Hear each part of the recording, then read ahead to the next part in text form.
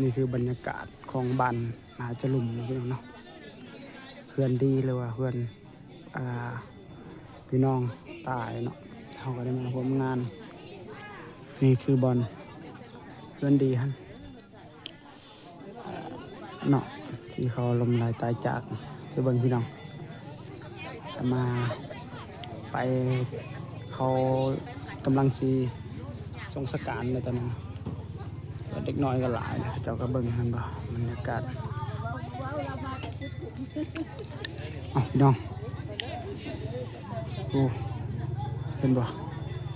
ส่วนลายบ้านเขาเจ้ามันคือบ้านสมัยโบราณได้เพื่อนตะกี้เพื่อนแบบเพื่อนเก่าแต่ว่าบางบอนบางหลังก็มีเพื่อนก่อนี่คือนี่เพื่อนแบบเขามุงเอาไม้แป้นมามุงนะเห็นบ่เพื่อนหลังนี่คือบรรยากาศจะมาเบิ่งบรรยากาศนะพี่น้องเนาะเห็นบ่คือ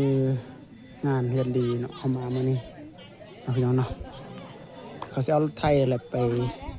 เอาไปจ้ะเนาะเห็นบ่อ๋อพี่น้องเขาเริ่มแล้วแต่เริ่มต้นแล้วตอนนะเห็นเราเว้าลายแล้วเฒ่านะนี่คือบรรยากาศนะพี่น้องเนาะคือไปกำลังสิไปส่งสการแหละตอนนี้นี่เขาจะเอารถไถนานี่แหละไปจะหน่อยไปส่งสการโอ้รถไถนาเนี่ยใส่คุ้มค่าหลายพี่น้องเขตนอกเขานี่เนาะเป็นบรรยากาศของบ้านประมาณนี้จะเป็นทางดำบ้านนี่กะสัญญาณอินเทอร์เน็ตได้ดีหลายเลยเนาะเพลงล่ะคนไทยคนเพ่อะไรได้พี่น้องเลยเนาะเพื่อนนี่คือสมัยโบราณเลยเพื่อนหลังนั่นเนาะเอาไม้แป้นมามุงพี่น้องบ้านเพื่อนก็จะห่างๆกันแน่เนาะเพราะว่าเขตชนบทของลาวห้องกสิประมาณนี่เลยพี่น้องเลยเนาะบ้านกสิประมาณห่างๆแน่เนาะบ่จุ่มกันหลายเนาะพี่น้องปุ๊เห็นบ่รถไทยเพ่อะไรโอ้โหจะน้อยให้ถ่ายให้ FC ได้เบิ่งตอนนี้เขากำลังแต่งรถไทยรถมาที่ไทยไปได้เขาขี่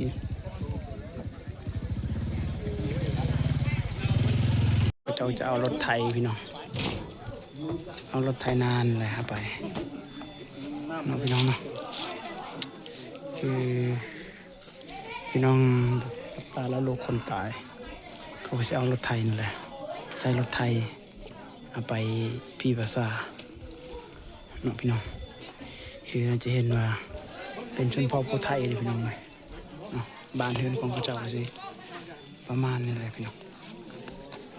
รถไทยนากับเพ่แล้วโอ้พี่น้องเครื่องคล้องเขาเจ้าจะมีเครื่องคล้องมาเขาบริจูดเขาจะฟังเอา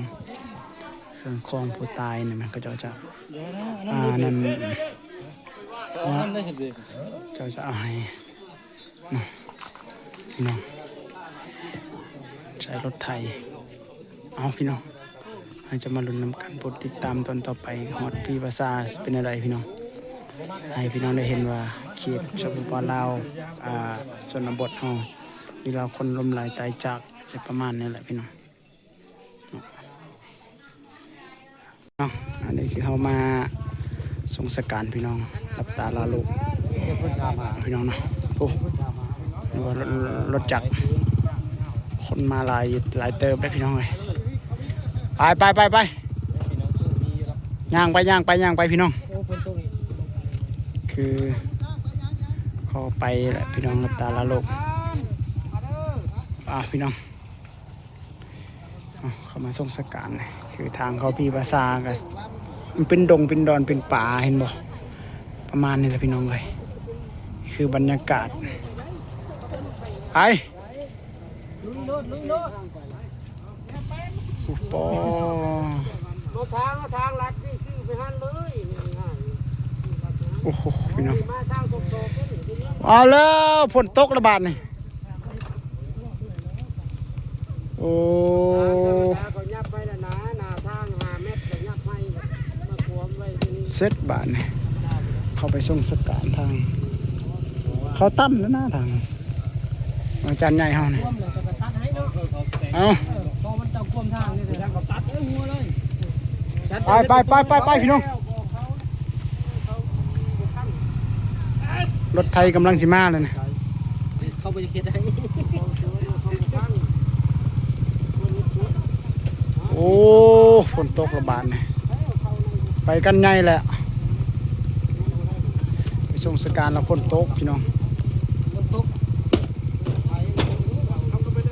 อายุโค้งตีพายเลย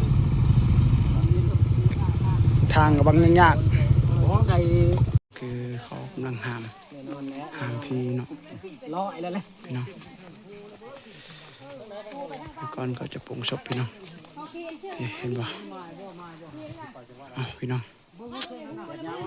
คือพี่ภาษาจะเป็นป่าเป็นแบบนี้แหละพี่น้องเลยเนาะเอากะพี่น้องครับพี่น้องกดไลค์กดแชร์กดติดตามมาเบิ่งตอนต่อไปคลิปนี้ก็จบสำนี้นะพี่น้อง FC เนาะ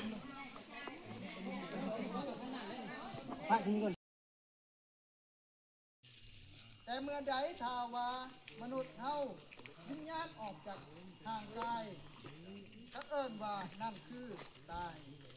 มีภาษาที่เฮาใส่ลงไป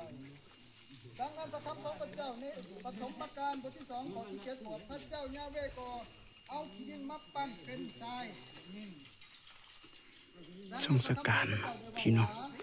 พี่ภาษานะประมาณเลยพี่น้อง ฐานที่ชัดเจนว่าพระคำของพระเจ้าบอกความจริง เนาะพี่ภาษาจะเป็นอยู่ดงแบบนี้พี่น้องเขตนอกชนบท เขาก็